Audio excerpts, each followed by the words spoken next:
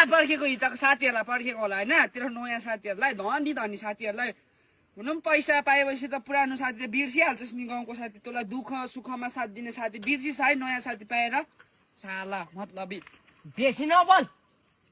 तँलाई पर्खेको त्यो त हिजो अस्ति आएको बेङ्गलोरबाट घुम्न आएको साथी मात्र हो जानिस् तँ त खास साथी हो त खास साथी हिजो अस्ति आएको खास त्यो के अरे त्यो साथी बेङ्गलोर घुम्न आएको साथी मात्रै तँ खास साथी तँ बेस्ट फ्रेन्ड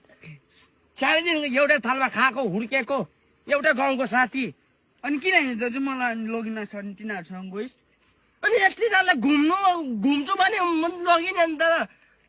म तँलाई कहाँ बिर्सिनु त मेरो बचपनको यार हो प्यार हो सँगै खाएको सँगै हिँडेको सँगै डुलेको सँगै मुक्नु गएको सँगै हगेको यार तँलाई बिर्सिनु म त्यो साथी मिलेर काट बन्ने अब तँ र म मिलेर दुनियाँ खानुपर्छ के खानुपर्छ दुनियाँ तिनीहरू साथी तँ खास साथी तिनीहरू फ्रेन्ड तँ बेस्ट फ्रेन्ड म तँलाई बिर्सिनु कहाँ बिर्सिनु पनि त भएन हामी त बचपनको प्यार हो नि त ए यार हो नि त कहाँ हो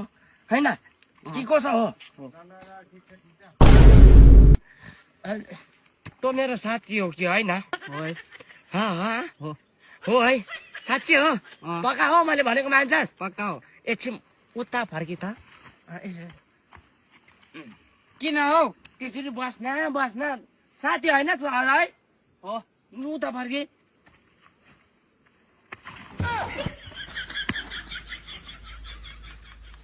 के भयो साथी एक रात खान सक्छस् के गरेको तेरो चाकलाई टेस्ट गरेको भरे कसरी लाखमा पऱ्यो भने अब हामी त दुनियाँमा खानुपर्छ हामी डोन पो बनिनुपर्छ चप्पल लागा तैँले नि स्कुल कुर्छस् घरि अर्को साथीसँग जान्छस् तँ बाहेक को छ मेरो सम्झाउनु को पनि त छैन तैँले यसरी फेरि यस्तो मालाको कुरा नगरेर छुट्या अनि विशेष कारण चाहिँ के हो अन्त के बाटोमा एक्सिडेन्ट भेट्यो कि अन्त त्यो लात लगाएको कहाँ ए यहाँ यो बाटोमा यहाँ पाइए पायो नि भर्खर लाते हार्यो बस तँसँग मिल्दिन म मिल्दिन अबदेखि तँसँग जा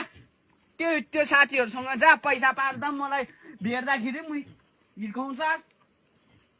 मिली टिपेको भए के हुन्छ मिली टिपेको भए अनि तँ 50 रुपियाँ लगाइज म 50 रुपियाँ लगाएर आइज वाह